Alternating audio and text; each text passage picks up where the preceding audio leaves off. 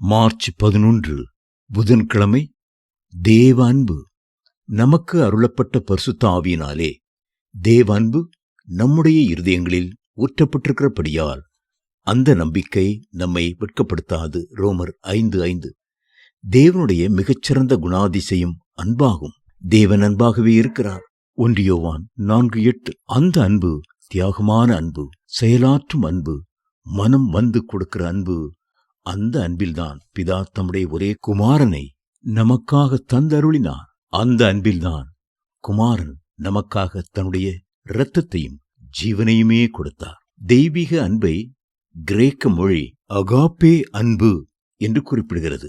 அதற்கு எதையும் எதிர்பார்க்காத தியாகமான அன்பு என்பது பொருளாகும். உலகில் உள்ள பலவிதமான அன்புகள் அனைத்திலும் கர்த்தருடைய அன்பு மேலானது. அது நம்மை ஆச்சரியப்பட வைக்கக்கூடியது. தென் அமெரிக்காவில் 4 கண் மீன் என்று ஒரு வகை மீன் உண்டு. இந்த மீனின் விசேஷித்த திறன் என்னவென்றால், இதனால் நீர்மட்டத்திற்கு மேலுள்ள பொருட்களையும் நீர்மட்டத்திற்கு கீழே உள்ள பொருட்களையும் ஒரே நேரத்தில் பார்க்க முடியும். அது தண்ணீரில் நீந்தும் போது அதன் 2 கண்களின் கீழான பாதிப்பாகம் நீர்மட்டத்திற்கு கீழிருக்கும். மேல் பாகத்தில் உள்ள கண் பகுதியின் லென்ஸுக்கு வித்தியாசமான குவிய தூரம் இருக்கும். ஆகவே அந்த கண் மேலும் கீழும் பார்க்கக்கூடியதாய் இருக்கிறது.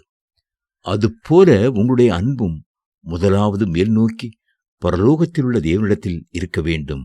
இரண்டாவது பூமியில் உள்ள சகோதர சகோதரிகளிடம் இருக்க வேண்டும். 2 முக்கியமான பிரமாணங்களை ஆண்டவர் சொன்னார் அல்லவா?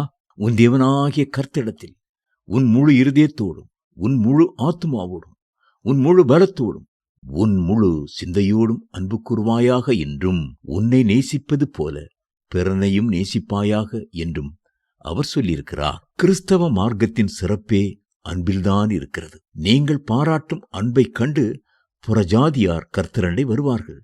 பரிசுத்த ஆவியினாலே தேவனுடைய அன்பு உங்களுடைய இருதயத்தில் ஊற்றப்பட்டிருக்கிறது. பரிசுத்த ஆவியானவர்தான் தேவ அன்பின் ஆழங்களை நீங்கள் அறிந்து கொள்ள உதவி செய்கிறார்.